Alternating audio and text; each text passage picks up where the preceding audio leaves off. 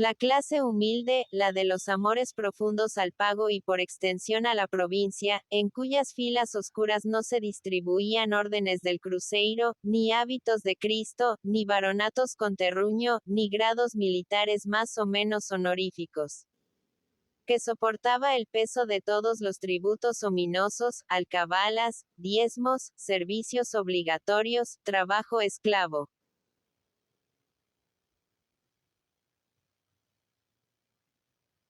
Que había combatido largos años sin quejarse de su suerte mezclando a los laureles zarzas de martirio, y a sus nobles sufrimientos la gran virtud de la altivez en la derrota, esa clase no abdicaba de sus pretensiones al predominio absoluto de la tierra que amaba con pasión indígena, representándosela dentro de sus grandes ríos y océano, con sus cerros, sus montes, sus cuchillas, sus estancias llenas de millones de animales, sus vírgenes florestas y campos de eterno verdor, sus pajonales inmensos con criaderos de tigres, sus arroyos de aguas transparentes y arenas sembradas de chispas de oro, sus valles fértiles poblados de venados y ñandúes, sus praderas de costra mineral luciendo al sol en prismas caprichosos, piedras admirables, sus serranías abruptas con enormes morriones de granito y caudales de agua en sus abismos festonados por una vegetación arbórea lujuriante, sus vastos terrenos arables en donde el grano engorda y se yergue maciza la dorada espiga a salvo de huracanes y ciclones, sus puertos privilegiados, y sus riberas bañadas por las olas marinas, como una tierra tan hermosa y opulenta que bien merecía concluir peleando en ella la vida errante, porque ninguna patria habría después de ella que endulzara siquiera la amargura de perderla.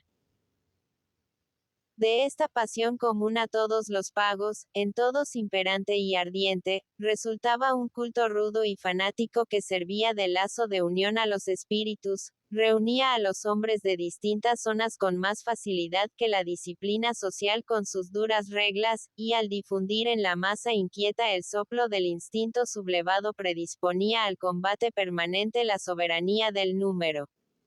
Entre los cálculos, pues, del talento y la diplomacia, y las suspicacias de la astucia apoyada por las proezas del músculo, oscilaba la suerte de la Cisplatina. Y era el tiempo el que debería poner en evidencia si la razón estaba o no de parte de los humildes, y si los últimos serían los primeros.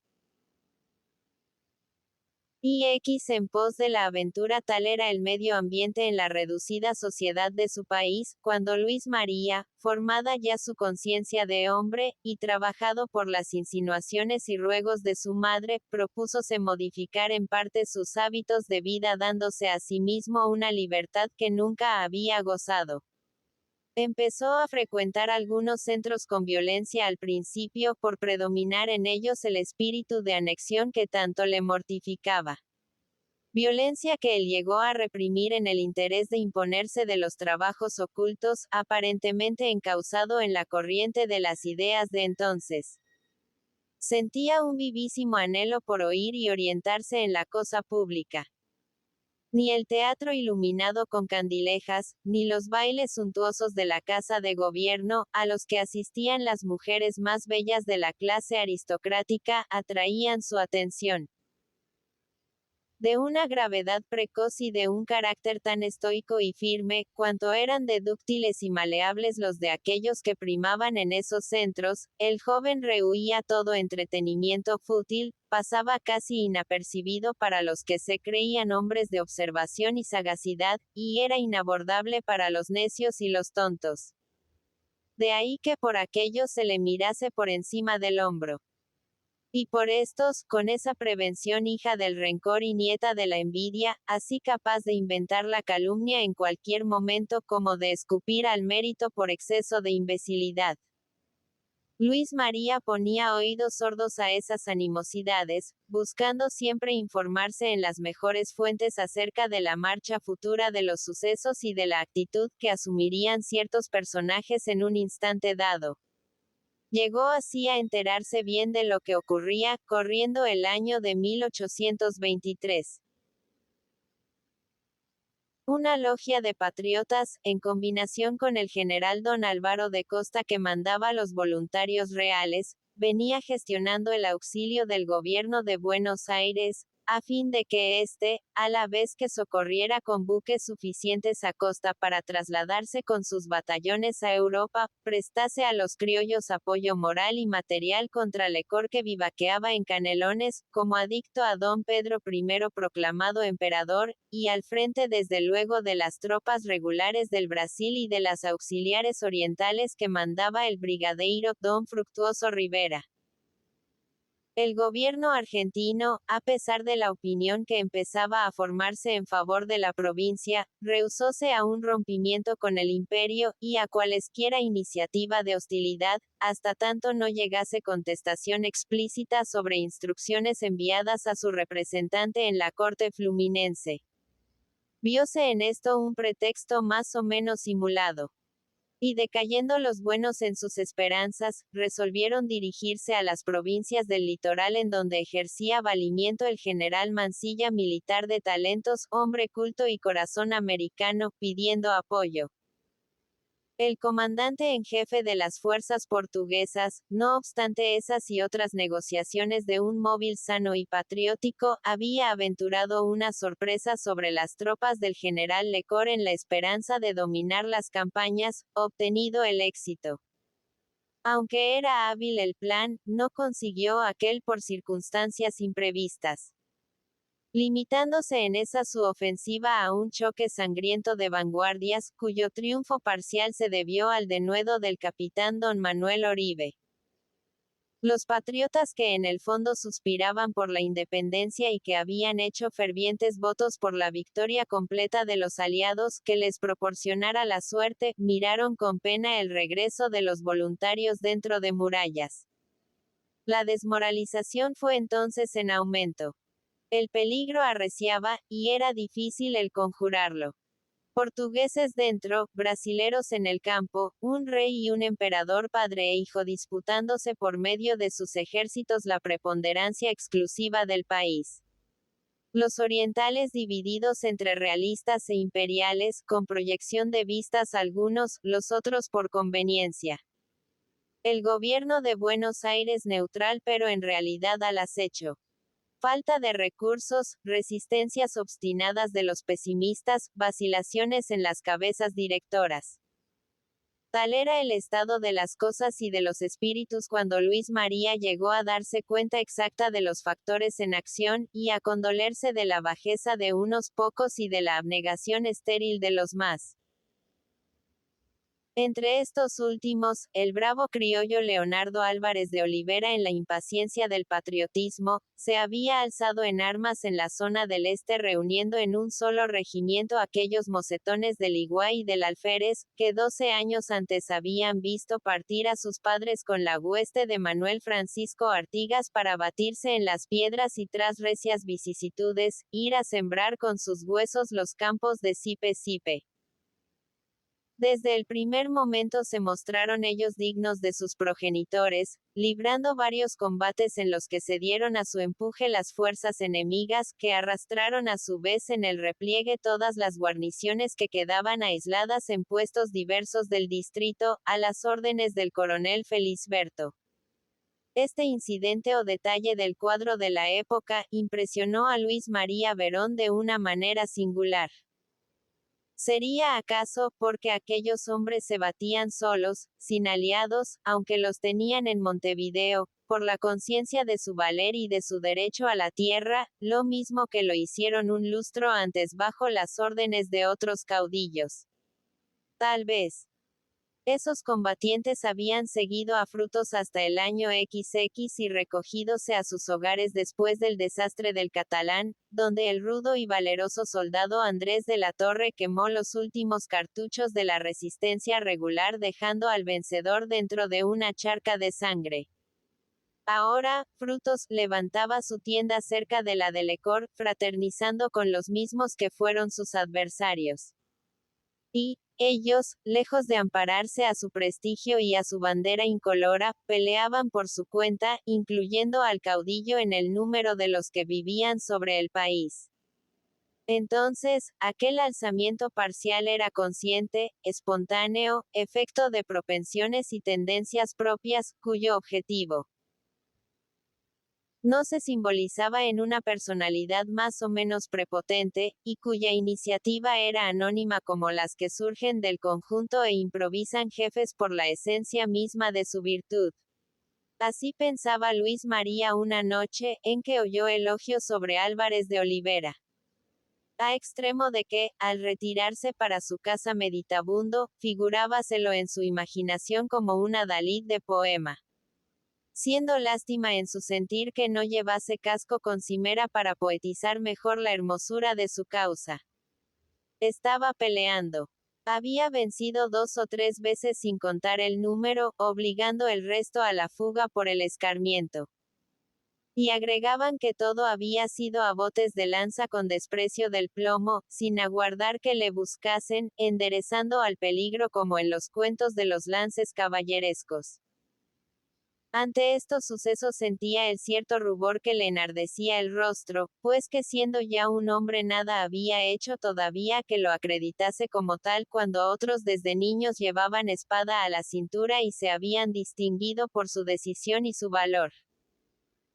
Forjábase entonces la ilusión de que ese don Leonardo, que tanto de león tenía, bien podía enseñarle a batirse y a merecer los dictados que a otros se daban, a partir de que, como decía su padre haciendo suya una frase de Cervantes, ningún hombre vale más que otro, si no hace más que otro hombre. Luis María se acostó un poco febril. Y soñó esa noche con batallas y matanzas, llenas de ecos de clarines y músicas marciales, percibiendo entre densas humaredas estandartes, penachos y morriones, y bajo sus pies que el suelo temblaba al peso de los regimientos en la carga como empujados por el grande aliento del honor y de la gloria, bajo el sol brillante de su tierra tan bella y tan amada como la madre cariñosa, especialmente en esos días de dolor y de quebranto. Soñó también que él se perdía en el tumulto como uno de tantos, cuando creía haber dado pruebas de heroísmo. Y que en medio de la lucha cruenta los más humildes, riendo le decían: aún no hiciste tu deber, pobre vanidoso, mira nuestra piel por donde resuellan 20 heridas y sabrás lo que es valor. Y luego, otros que estaban cansados de matar, cubiertos de sangre, clavaban en tierra el cuento de sus lanzas de hojas de tijera, y mirándolo con lástima exclamaban: llegaste tarde. Ya hicimos por ti y por otros, y harto pago si agradecen. Cuando despertó, estaba empapado en sudor. Y hubo de tentarse y encender la bujía para persuadirse de que había soñado. Así que llegó a cerciorarse de ello, sintió alivio. Calmóse y se dijo: si voy a la guerra alguna vez, trataré que me estimen esos hombres fieros que provocan la muerte y la reciben como un rayo de sol. El día siguiente, por la noche, Luis María salía de su casa situada en la calle de San Fernando, para seguir por la de San Carlos hasta la de San Benito. Muy oscuro estaba el cielo, y aunque soplaba un sudoeste silbador, habíanse provisto de sus respectivas velas de cebo los faroles de pescante en ciertos sitios, siquiera fuese para evitar a los transeúntes retrasados serias caídas en zanjas y pantanos. Verdad que las fuertes rachas las habían apagado en cerca de un tercio. Pero, otras resistían valerosamente dentro de sus recios vidrios, brillando de trecho en las tinieblas como lamparillas de cementerio rojizas y agonizantes. A pesar de todo, estas luces valían más que el candil y reemplazaban con alguna ventaja las linternas de mano, muy en uso años atrás, cuando cada uno velaba por su persona y andaba Dios por el mundo. Esas damas de flamantes vestidos de valiosa tela y macizos adornos en orejas, pecho y manos, cuyas enormes piedras preciosas fulguraban en la sombra, peinadas primorosamente de rodete y largos bucles a los lados con su accesorio de flores de borla de oro o de taco de la reina, salían con sus caballeros, padres o esposos del Teatro de San Felipe, en cuya escena actuaba una compañía de cómicos de la legua. Luis María, que se había apoyado en un cañón de hierro colocado de poste en la esquina, bajo un farol cuya luz apenas surgía de en medio de una gran pavesa, violas desfilar por su lado, comunicándose en voz alta las impresiones de la comedia. Una de ellas que se detuvo un instante cerca, y a quien solía encontrar él a su paso sin haberse tomado nunca la pena de averiguar su nombre, le miró con atención marcada. Ya había la mujer desaparecido con otras en la sombra, cuando ocurriósele a él pensar que era muy hermosa y que estaba en todo el brillo y lozanía de juventud. Un impulso de curiosidad o de amor propio complacido hubo de arrastrarlo a seguir sus pasos. Pero, recordando en el acto que tenía un plan resuelto y adoptado, apresuróse a continuar su camino con mayor decisión, que horas antes, de realizar aquel en la medida de sus deseos. De allí a la calle de San Benito había apenas una cuadra. Traspuso esa distancia en un minuto, y volviendo sobre su izquierda encaminóse hacia la costa. La calle aparecía más negra que un crespón de duelo. La muralla que se alzaba en el fondo de ella alta y maciza, contribuía a hacerla realmente tenebrosa, así como las casuchas y cobertizos de los flancos que se erguían deformes en la oscuridad, sin un ruido y sin una lumbre en su interior. De atrás de la muralla venía el sordo rumor producido por los tumbos de las olas en las peñas, al soplo poderoso de un viento de borrasca. Luis María se entró en aquella boca con paso firme, sin preocuparse de uno que otro hombre de espada que pasaba por su lado confundido con las tinieblas. Y, a poco andar, se detuvo frente a la puerta de una vivienda baja y hendida de techo de teja, llamando a ella con el puño de su bastón fuertemente. Esa casucha era una de tantas propiedades de su padre, que tenía al fondo un buen espacio libre para vehículos de carga y caballerías. Unos y otras estaban al cuidado de varios negros de confianza, buenos carreros y jinetes criollos en su mayor parte, esclavos de flor y nata, uno de los cuales Esteban era propiedad exclusiva del joven Verón. Como si esperaran su venida, la puerta se abrió inmediatamente, y volvió a cerrarse así que él entró. Era Esteban el que había abierto. Perón lo detuvo en el corredor oscuro, cogiéndole del brazo. Y díjole en voz baja: mañana temprano irás a recoger todos los útiles de capero que no son precisos, sin olvidar ni una pieza. Sí, señor. También los ponchos de invierno, rebenques y espuelas. En las maletas pondrás lo que convenga. Ropa blanca en abundancia. Me esperarás al caer la tarde, con los caballos listos, en la quinta que está de este lado del Cardal. Ya sabes que desde hoy eres liberto. No lo olvides. No, señor. Conforme amanezca, todo estará listo como su merced manda. Así espero, y calla. Hemos crecido juntos, negro. Y así como fuistes mi compañero de infancia y de juegos, vas a serlo ahora en otras diversiones más peligrosas.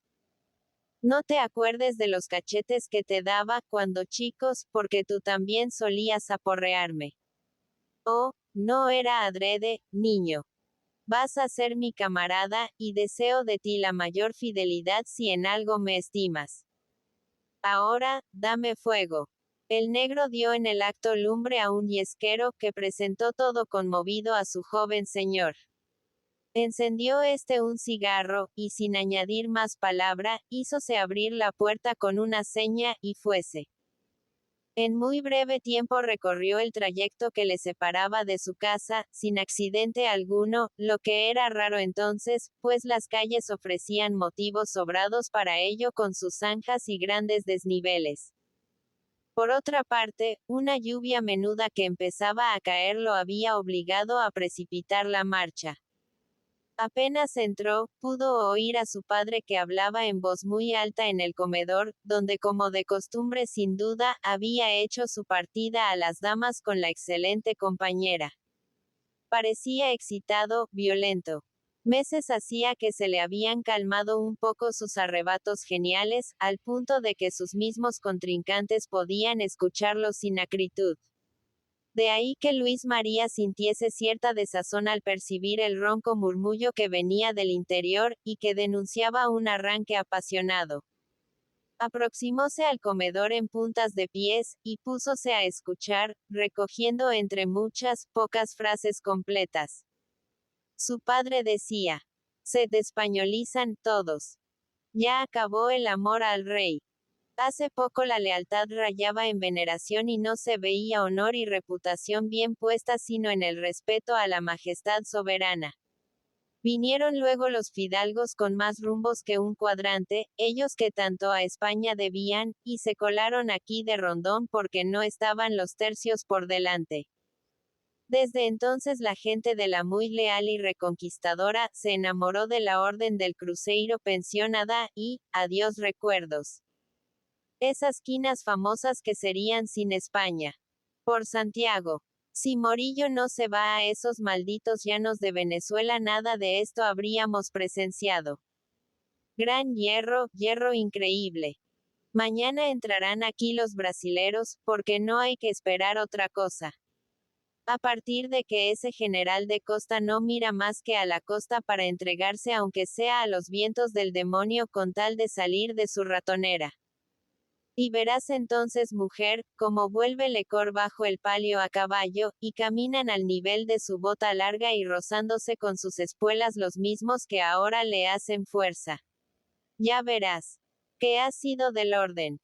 ¿Qué de la sumisión? ¿Qué de las costumbres severas del antiguo régimen? Todo se va evaporando.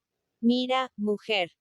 Hasta nuestro hijo va alzando el gallo y por ahí se anda con sus humos de libertad, el muy mequetrefe, a fuerza de pasarse, de turbio en la lectura de esos libros franceses que tiene en el estante y que no sé cómo no he echado al fuego antes de ahora. A esto, algo arguyó la madre en voz baja y dulce, que Luis María, aunque atento, no llegó a percibir claro. Sin duda lo defendía del reproche amargo, porque su padre siguió diciendo, siempre en tono recio. Bueno, todo está bien. Pero tú ignoras esas cosillas de que hablo, esas lecturas continuas, a que quizás lo has sustraído en parte alejándolo siquiera un poco de tus polleras y tus mimos. ¿Verdad que se estaba él en la crianza todavía a fuerza de caricias, siempre junto al rescoldo y a las comodidades, sin procurarse fuera con algunas alegrías, algunas penas, para aprender algo de la vida? Ya sabría él lo que era bueno, si hubiese peleado como su padre en la milicia 3 días con sus noches sin comer bien y durmiendo peor en la banqueta cuando los ingleses nos cogieron por traición. Erraron la brecha aquellos malditos y los quemamos vivos a los de 40º regimiento. Pero el sueño, que es el mayor enemigo del soldado, emborrachó a la gente de la muralla al sud, y por ese sitio se nos metieron antes de rayar el día como una ola en noche de tormenta en que no se siente más que el borbollón y el ruido de la espuma. Las bocas de los rifles formaban como una culebra roja, de arriba a abajo, por el frente, por los flancos, mientras que los fusileros echando a la espalda el peso, maniobraban a cuchillo en las banquetas. Una traidora peladilla me alcanzó en el brazo derecho, haciéndome caer el arma. Todo en defensa del rey y por el nombre de España, canejo. Dime ahora qué saben de estos sacrificios y de esta causa gloriosa los jóvenes que se forman entre portugueses y brasileros, dividiendo por partes iguales sus afecciones sin acordarse para nada de sus progenitores, de su idioma y de sus tradiciones nacionales. ¿Qué saben? Maldecir y renegar, pordioseando un poco de libertad a los que nunca hicieron nada por ellos y vienen a despojarlos de honra e intereses. Hermosa perspectiva, por Santiago. Y creerán que eso es digno. En vez de rebelarse y vender cara a la vida tan ruin y miserable en estos tiempos, cuantos son ellos de corrompidos. Luis María no oyó más, y fuese caviloso a su aposento. Había escuchado lo bastante. Las palabras duras de su padre podían aplicársele, pues él nada había hecho en su aislamiento y pasado egoísmo que mereciese otros epítetos. En esa tierra ardiente en que naciera, y en que se meció su cuna al fragor de los combates, los lustros venían sucediéndose sembrados de batallas. Y, recién ahora sentía el hervor de la sangre, después que tantos la habían derramado sin queja en holocausto a una causa superior a la de los viejos servilismos coloniales. Razón sobraba al honrado peninsular en lo del sacrificio personal, ya que no en lo atingente con la justicia de esa causa. Las ideas que marchan, que perduran, eran los anhelos fervientes de su juventud. Las del pasado se le aparecían pálidas, sin luz clara, a semejanza de antorchas moribundas en las ruinas compañeras del vacío y del silencio. Bajo estas y análogas impresiones, el joven se acostó. Inquieto y desasosegado estuvo temprano de pie, cuando el gallo criollo sacudiendo sus alas en el corral cantaba alegre al columbrar la aurora. Casualmente tal vez, la señora de Verón se le había anticipado ese día, y cruzaba el patio ya en sus faenas activas. Estaba él en la puerta. Y al verle, se detuvo ella al pasar para dirigirle una frase de cariño. Esa madrugada más que otras veces, parecióle a Luis María su madre muy hermosa. Y acercándose la besó en la mejilla y en la frente. Llevaba la señora una flor de regadera en la mano que dejó caer, para abrazarle con ternura. Luego, sorprendiéndole la expresión del rostro de su hijo, preguntóle con interés. ¿Qué tienes? Nada, madre. No he dormido bien. Estás enfermo, y me lo ocultas. No, pero te diré con franqueza que necesito pasar 1 o 2 días en la chacra en donde me entretendré en la casa de perdices. Me acompañará Esteban. No me parece mal, hijo, y es muy justo que te dé ese descanso. Sin embargo, parece que algo te reservaras. Puedes creer que no es así. Te prepararé entonces lo necesario. Dime la hora en que piensas salir. No lo hagas, madre, pues Esteban te ha ahorrado ya ese trabajo. ¿Qué sabe el negro? Déjame a mí hacer. Luis María calló, separándose de su madre después de besarla otra vez. Como decirla que él se iba por mucho tiempo. Se sentía sin fuerzas para hablarla y convencerla de que el suyo era un proyecto madurado, que amaba el peligro y que le era preciso arrancarse a la vida sedentaria que le hacían insufribles sus ensueños patrióticos y sus entusiasmos juveniles. Y su padre. Si se le acercase con ese objeto sobrevendría un conflicto, porque el señor Verón era duro e inflexible. Le escribiría una carta, pidiéndole disculpa por su paso con una bendición absolutoria. Sin reflexionar más, entróse de nuevo en su aposento y púsose a escribir esa carta a su padre, en términos respetuosos, sin orgullo ni altivez, procurando persuadirlo que seguía su honroso ejemplo al dar este paso en obsequio a sus convicciones y que al proceder de esa manera confiaba en que no dejaría de ser digno de su aprecio y paternal cariño. Suplicábale también que comunicase su resolución a su buena madre y no consintiera que ella dudase de su amor. Después de escribir así, invirtiendo en ello cerca de 1 hora, sintió algún consuelo. Enseguida arreglóse el traje de abrigo, pues se estaba a principios de invierno. Calzóse largas botas de montar, y cubriéndose la cabeza con un chambergo de ala corta, guardóse la carta después de cerrarla y lacrarla y salióse a la calle, dirigiéndose al portón de San Pedro.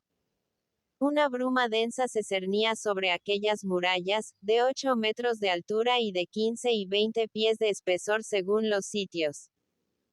Obra ciclópea de hábiles ingenieros españoles que emplearon el gneiss y el granito de varias canteras para guarecer los tercios de la conquista contra las acechanzas de enemigos temibles sin excluir los avances del charrúa. Ahora no se veían en sus plataformas los centinelas del fijo con sus largas coletas sobre casaca azul oscuro, sino los del cuerpo de voluntarios reales con vueltas amarillas y morrión de cono invertido.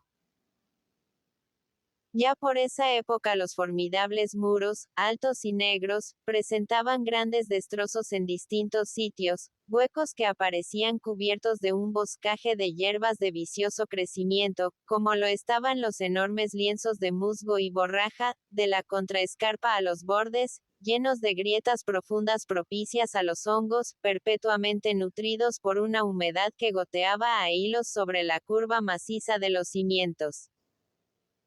La ciudadela con sus ángulos y bastiones formaba como un vientre deforme en el medio, hacia el este, con sus dos cúpulas achatadas, verdosas y sombrías bajo cuyas bóvedas resonaba el redoble de los tambores o el eco de las trompas para recordar en cada hora a las gentes el imperio exclusivo de la ordenanza. El foso de 60 pies de anchura por 45 de profundidad, aparecía cegado en muchas partes por escombros y residuos, lo mismo que el cauce seco a donde refluyen constantes aluviones. Principio de aplanamiento por la mano del tiempo, que en todo el armazón gigante había ya impreso el signo de completa decadencia. Delante de ese foso se extendía el campo, casi desolado a tiro de cañón. El trayecto desde la muralla hasta más allá del Cardal, era del dominio de las balas todavía. Los proyectiles se habían enseñoreado de esa porción de tierra y de ese espacio de aire y de luz por la razón brutal de las plazas fuertes. Terreno limpio, para la proyección del tiro rápido y la parábola del mortero, y distancia sin obstáculos para las largas del cuarto de culebrina y el falconete. Ya sin embargo, pocas bocas coronaban los baluartes, y esas mismas estaban poco seguras en sus afustes.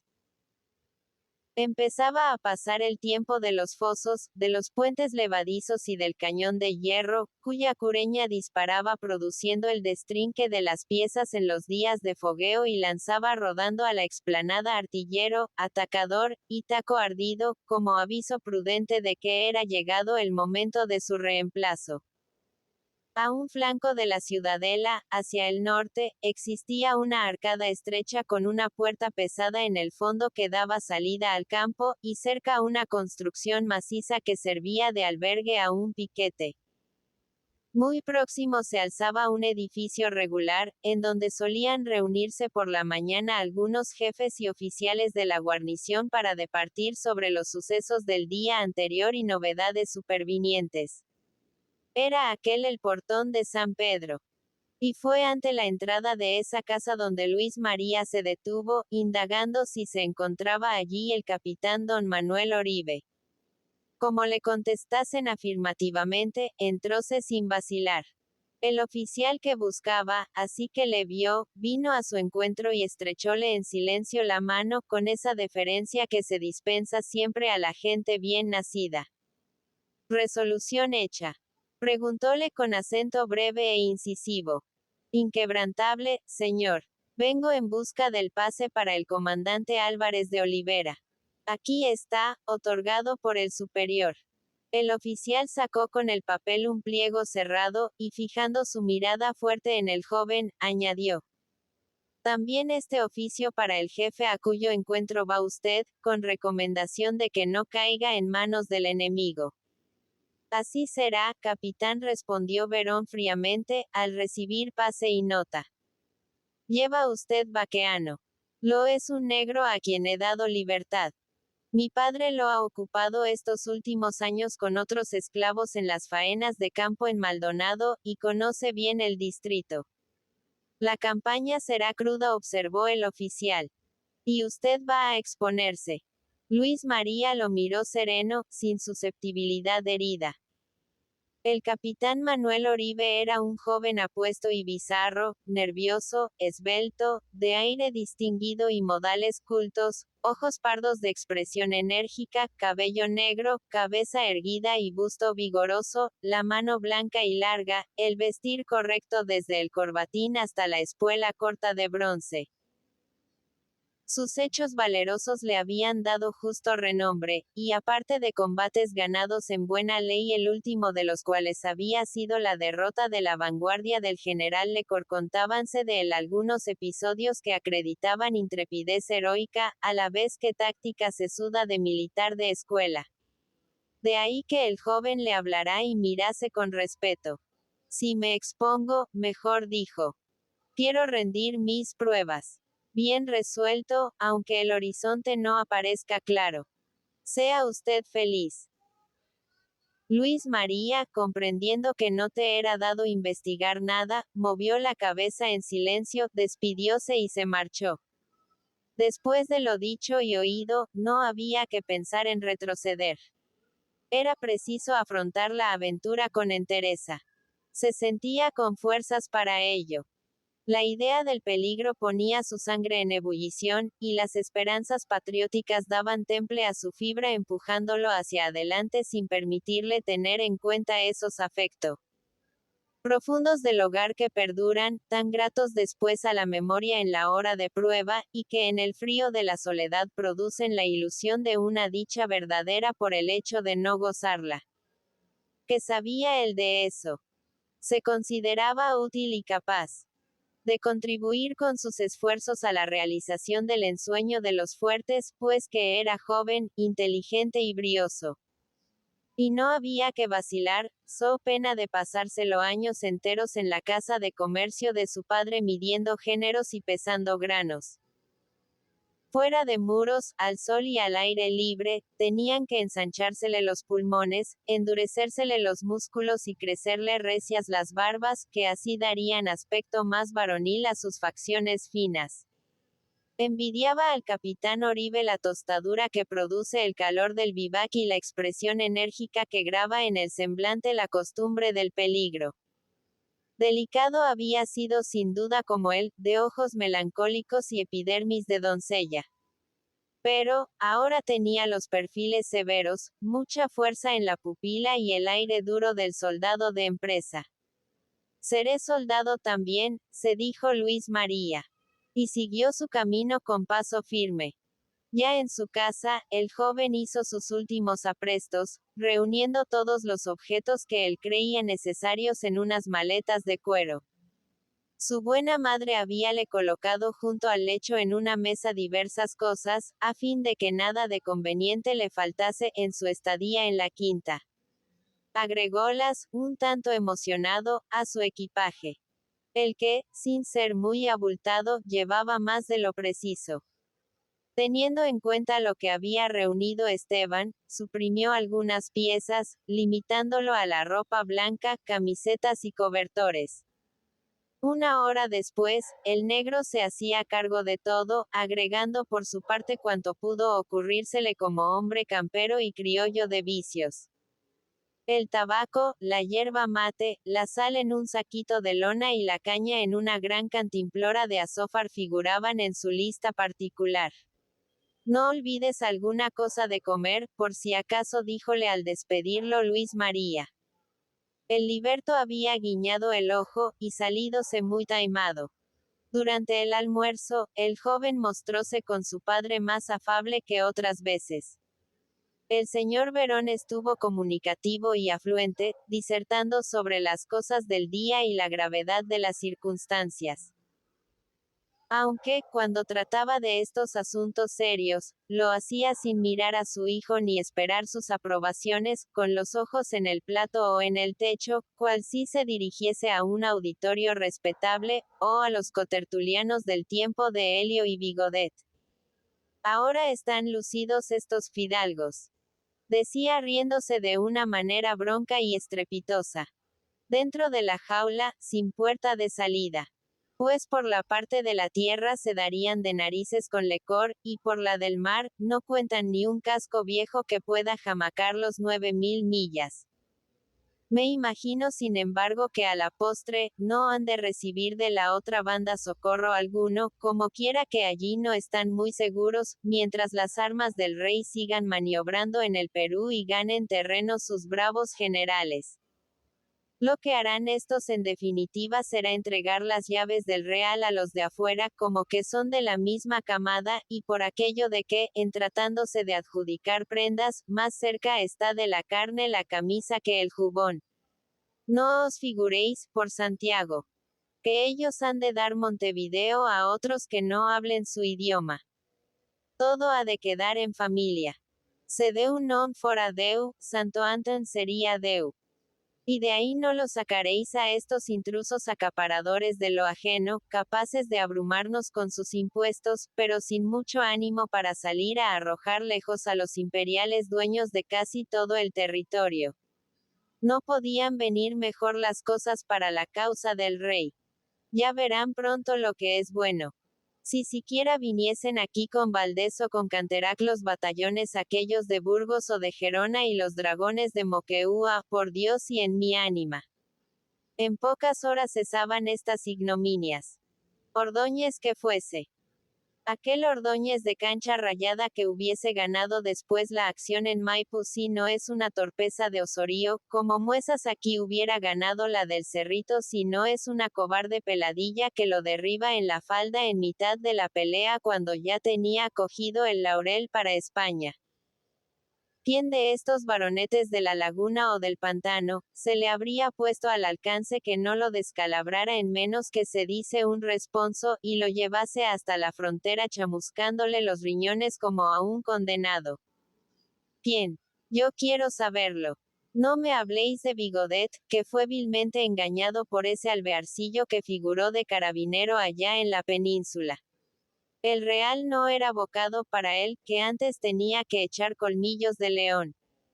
Y si no, ved que sacáis de limpio de la pringue gruesa y sucia de su parte, después de lo dicho en su manifiesto por Bigodet. Exprimid, y saldrá la felonía a chorros. Así se rinden fortalezas y se hace arriar una bandera sin mancha, para emporcarla luego que desfilan los tercios veteranos con solo 4 falconetes y forman en batalla frente al caserío de los negros. Esos negros habrían sido más leales. Y si no, decidme, por Belcebú. Era para rendirse en esas condiciones una plaza fuerte con cinturón de murallas, ciudadela, cubos, flancos, ángulos y bastiones defendidos por 400 bocas de fuego, sin contar las 200 de la armada, entre cañones, obuses, morteros, carronadas y todo tubo de hierro y bronce que vomitase metralla servidos por artillería veterana, y bisoña. ¿Y qué me decís de los 6.000 hombres próximamente que se escudaban con el muro inexpugnable, con cerca de 400 jefes y oficiales a la cabeza entre los primeros 2 mariscales de flor y nata que valían por 45 y más caudillejos insurrectos? No. Y contad, señores míos, con el Lorca y el América, capaces de cargar a la bayoneta a 10.000 charrúas con solo mandarles que calasen la de 3 canales.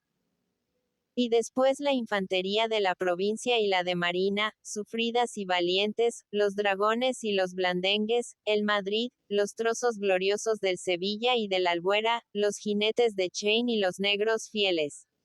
No olvidéis el batallón distinguidos del comercio, en cuyas filas yo revistaba en calidad de teniente. Bizarro cuerpo, a fe de mi nombre. Mientras así se expresaba el señor Verón, levantando en alto el puño con gesto ceñudo y entonación épica, su esposa seguía sirviendo tranquila el puchero, y Luis María pálido unas veces y en otras sonrosado limitábase a mover afirmativamente la cabeza, sin atreverse a desplegar los labios. 5 segundos de silencio a lo sumo, ponía entre párrafo y período el viejo peninsular. Y, atento al recogimiento del auditorio, sorbía un trago de jerez legítimo, y continuaba. Por encima de lo dicho, poned si gustáis a retaguardia de las filas, en sótanos y casernas, como moco de pavo, 10.000 cartuchos de cañón listos a bala y metralla, casi 1.000.000 de fusil y tercerola, 600 quintales de pólvora, un centenar de embarcaciones de todos tamaños en la rada con poderosa artillería, más de 200 piezas, repito, provistas de considerables cantidades de artículos de guerra. Agregad lo mucho que el parque contenía, el entusiasmo de la milicia, la esperanza de auxilio a la larga, y decid, vuelvo a preguntar, ¿no era bastante ese poder para reducir a polvo la tropa insurgente con solo venir a las manos, al grito de Santiago y Cierra España? ¿Qué opinas tú, muchacho? Al dirigirse a su hijo en esa forma, el señor Betón tenía el rostro encendido y la mirada colérica, y temblábanle las manos bajo una profunda excitación nerviosa. Estas ráfagas eran en él frecuentes. El joven contestó con calma. Nada, padre. Entonces yo era niño. ¿Verdad? ¿Qué sabes tú de esas cosas? Tenías la leche todavía en la boca y crecías entre ruidos de cañonazos y escopeteos como un pichón de paloma debajo del campanario. Pues, observó la madre, estudiaba en San Francisco sus latines y religión, ¿no te acuerdas? Teología será, mujer. Y lo otro, se me antoja que serían latinajos. Tanto da, repuso la señora alegremente. Luis María se sonrió, y sin preocuparse de tales recuerdos, dijo a su padre que lo miraba de soslayo. He puesto ya todos los libros de la casa al día, y arreglado bien los cuadernos de apuntes. ¿Y a qué viene eso? Quería que usted lo supiese, porque deseo pasar esta noche y el día de mañana en la quinta del Cardal, si no hay inconveniente. No, ninguno. Ya te veo en traje. Puedes ir, pero mucho cuidado con apartarse lejos de aquí, de las piedras para arriba, si no quieres caer en manos de los imperiales. El joven se estremeció. Más que por ese temor imaginario, a la idea de que el señor Verón algo hubiese sospechado acerca de sus planes. Bien luego parecióle sin embargo infundada su duda. Pues su padre, recapacitando, siguió en su peroración con menos brío a medida que ensartaba en ella todo género de reminiscencias y no encontraba oposición a sus opiniones. De esta suerte, acontecíale adormecerse en pos de la propia excitación, y en concluir con suspiros o bostezos lo que había empezado con voces estentóreas y salidas de tono, acompañadas de una mímica violenta. Luis María se levantaba respetuosamente, y la madre proseguía sus quehaceres domésticos, en lucha perpetua con los negrillos y mulatillos que se ocupaban más de sí mismos que de los deberes para con sus amos. Sucedió igual cosa esta vez. Y, cuando el señor Verón se retiró del comedor para prepararse a su siesta ordinaria e ineludible, el joven fuese a su vez a su aposento a dar la última mano a los preparativos de viaje. Pasóse en el largo rato, concluida esta diligencia. Después echó en una cartera que llevaba sujeta al cinto una buena suma de dinero. Y puso sobre la mesa debajo de un libro pequeño, la carta que había escrito para su padre. Enseguida salió a la calle lleno de resolución. Y a los pocos minutos trasponía la puerta de San Pedro, con las manos en las faltriqueras y el aire tranquilo, silbando una vidalita, al compás de la marcha entre malezas y barrancos. Aparte de algunas construcciones dispersas, del horno de Viana, el matadero de Sierra, el cuartel de Blandengues, el de los indios y los corrales de Silva, de Pérez y de Martínez, toda esa zona al frente y lados aparecía agreste e inculta. Luis María la cruzó a paso rápido en corto espacio de tiempo, sin novedad alguna. Esperábale Esteban en la quinta del Cardal con los caballos prontos. No faltaba avío alguno a los recados. Los ponchos de invierno estaban bien ceñidos en rollo con tientos en la parte posterior del lomillo, los lazos de trenza nueva sujetos en el mismo sitio sobre las ancas, los mancadores en el pescuezo y las maneas en el fiador. El bayo de Luis tenía cruzada debajo de la carona una espada, y en una funda de lana que cubría el cojinillo, una pistola de caballería. El liberto había cargado por su parte su cabalgadura con las maletas en forma de árganas. Y en cuanto a las armas, echádose a la espalda una carabina y prendídose a la cintura un sable corvo a más de la cuchilla mangorrera. Apenas hubo llegado al sitio, que estaba a 20 cuadras de las baterías, el joven montó ágilmente en el bayo, y dijo a Esteban: «Ven junto a mí, y guía por el rumbo de Pan de Azúcar. ¿Conoces bien ese camino?» «Sí, señor. Lo he andado muchas veces, y a ese rumbo está la gente alzada. Pues en busca de ella vamos, para ser del número de los que pelean». Mejor, señor. Ya verá su merced como a campo libre la pólvora hace poca humareda y se alborotan los mancarrones por zancochos que sean. Lo que sí que las fatigas son grandes y hay que caminar a ocasiones hasta de noche con ojos de gato. Caminaremos, negro. ¿Te asusta, eso? ¿De dónde, señor? He pasado ya muchas lobas a lomo pelado y antes se cansó el matungo. Ahora tenemos que ir a este costado de donde sale el sol.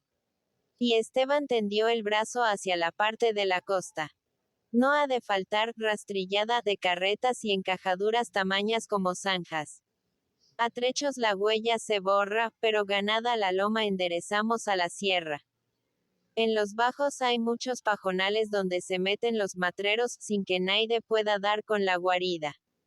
Eso nos conviene. En marcha. Los dos jinetes se dirigieron al camino al galope, perdiéndose bien pronto de vista detrás de las ondulaciones del terreno. El general don Fructuoso Rivera era conocido por ese nombre entre las gentes del campo.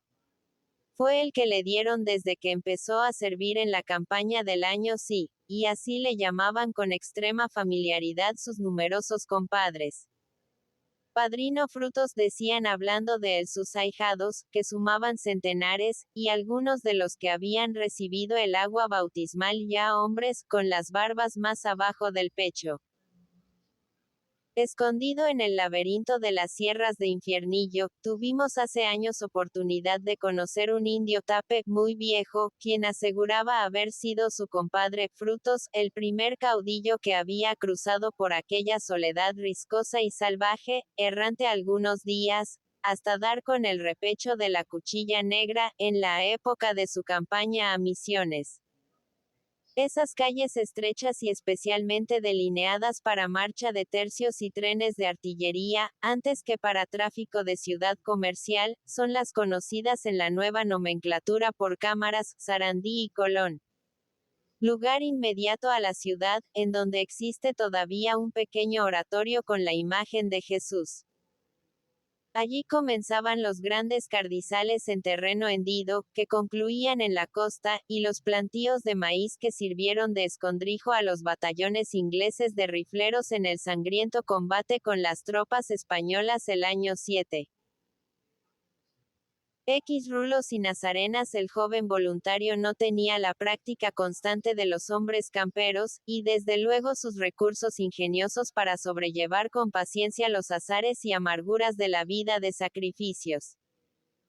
Las horas se hacen tardías y las jornadas abrumadoras, cuando la actividad se ejercita en campo raso y el peligro puede asomar por cualquier horizonte, sin minuto de descanso para el músculo aterido y sin instante de resuello para el caballo fatigado.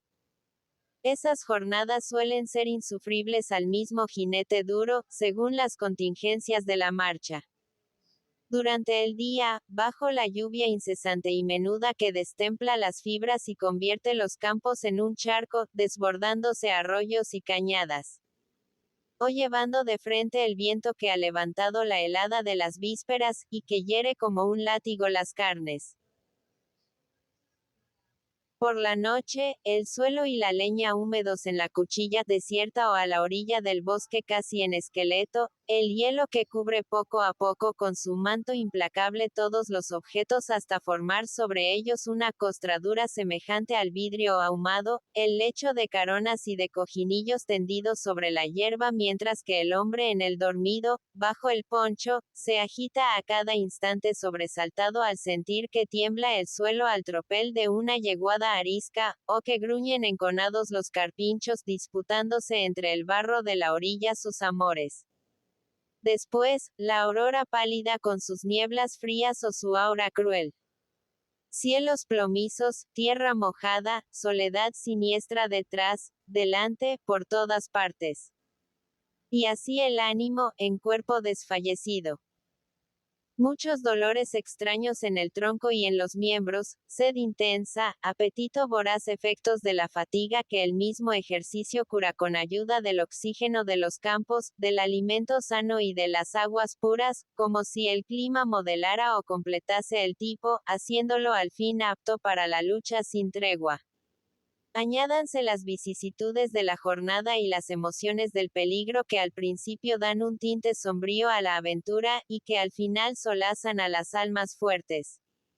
Por estos trances rudos debía pasar el joven patriota. Y desde las primeras horas empezó a experimentarlos, sin arrepentirse de haberse sometido a las pruebas de los hombres robustos y viriles. Como arredrarse ante la odisea que él había soñado. En la tarde del segundo día de marcha cayó una lluvia fina y helada, cuya impresión bastaban a atenuar apenas los ponchos de paño azul forrados con bayeta roja, cuyas haldas caían hasta cubrir las rodillas y por las que se deslizaba a gruesos hilos el agua sobre las cañas de las botas. Los caballos con la sangre ardiendo confundían con aquella sus sudores y el vapor de sus narices, pegados los extremos del copete y de las crines a la piel lustrosa, y hecha pincel la cola que batía barriosa los corvejones al compás del trote inseguro sobre un terreno resbaladizo. Luis María, que empezaba a sentir a consecuencia de la fatiga como punzadas de aguja en los omóplatos, opresión al pecho, ardor en los riñones, parálisis en las extremidades y en el semblante un enfriamiento de piedra, pensó en el descanso y el abrigo, y preguntó a Esteban: ¿En dónde haremos noche? Ya no puedo más. Está al caer, dijo el negro. Para acampar es bueno aquel montecito que se ve en el bajo. Vamos allí y haremos fuego, porque la sangre se me hace hielo. Fogón no conviene, señor. El tizón se ve de lejos y entrega a los hombres dormidos. Si encendemos leña ha de ser abajo de tierra con una capa de troncos por arriba. Pero, no hay carne fresca que asar, y es mejor taparse con los ponchos en lo escurito. Yo bien sabía que no eras ni medio bozal, negro. Entonces nos acostaremos como los gallos, hasta que llegue el alba. Sí, señor, y dormiremos también. Pues endereza al sitio. Empezaba a oscurecer. Seguía cayendo el agua mansa, cuyos velos formaban como una cerrazón en el horizonte, aumentando el tinte sombrío del paisaje y envolviendo en densas telas de niebla el montecillo del declive, verdadera orla de talas de la cuenca de un arroyo que crecía por momentos. Esteban, que se había adelantado al galope, echó pie a tierra junto a los árboles. E incontinenti, después de escoger aquí y allá, cortó una rama larga y gruesa con su cuchilla mangorrera. De esta rama despojada de sus pinchos y dividida por mitad, hizo 2 estacas afilándoles los extremos. Para asegurar los caballos, dijo, aunque este palo sea quebradizo, señor. ¿Qué hacerle, a falta de otro? Observó Luis María, que acababa de apearse con las piernas entumecidas. Y ese tronco. Es la maceta para clavar las estacas. Ataremos los caballos en aquel albardón porque aquí no hay más que cola de zorro. Bueno, despacha pronto, que estoy yerto. El activo negro, campero hábil, bajó en un instante los recados, pasó el lomo de la cuchilla por el de los caballos, desenfrenólos, ciñó al fiador, de cada uno el respectivo maneador, hízolos marchar en pos de él, y, tanteando en diversos sitios el terreno más firme de modo que no aflojasen fácilmente las estaquillas, hundiólas al fin distantes 12 o 15 varas una de la otra, donde la gramilla abundase más que el trébol. Luis María estuvo observando todas estas diligencias muy atentamente a pesar de los escozores de la jornada. Y, concluido el maceteo del liberto, púsose callado a arreglar el duro lecho sobre la tierra mojada, bien cerca de los árboles. En esta lomadita es mejor, señor, dijo Esteban. Unas cuantas ramitas de sauce abajo, y después las caronas encima. El negro corrió enseguida diligente, trajo las ramas y aderezó a su manera las camas, colocando los lomillos de cabeceras, los cojinillos de colchón, y los ponchos y cobertores de abrigo. No hay que hacer ranchos, porque estamos muy al descampado y andamos solos. Tampoco llovizna ya, repuso Verón, metiéndose debajo del poncho. Dame una galleta para entretener estos dientes, que se me están chocando. El liberto recurrió a las maletas que había guardado cuidadosamente, trajo lo pedido, y sacando el tapón a su cantimplora, la acercó a los labios del joven, diciendo: Un trago de esto da calor. Luis María sorbió, y cubrióse la cabeza. Esteban púsole la pistola junto al lomillo, al alcance de la mano. Hizo lo mismo en su lecho con la tercerola y el sable. Miró con mucha atención a todos los contornos por si algo sospechoso se percibía. Y, contento de su inspección, empinóse 2 veces el botijo, echó una última mirada a los caballos que al triscar las hierbas hacían oír claro su crujir de dientes, y se arrolló bajo el poncho con extrema velocidad, quedándose inmóvil y a poco dormido. Había cerrado la noche, sin viento ni lluvia, y empezaba a helar. Al poco tiempo, todo aparecía de un color blanquecino, hierbas, árboles, lomas y declives. Hasta los duros lechos y ponchos cubiertos por la helada, confundíanse, sin saltantes relieves, con los demás objetos del suelo. Blancos y tiesos los maneadores perdíanse como las estacas entre los pastos cortos, a su vez endurecidos bajo una manta vidriosa. Las ramas inmóviles con sus hojaldres de cristal, especialmente las de las copas semejantes a cabezas calvas, daban a los árboles un aspecto triste y desolado en medio de las tinieblas.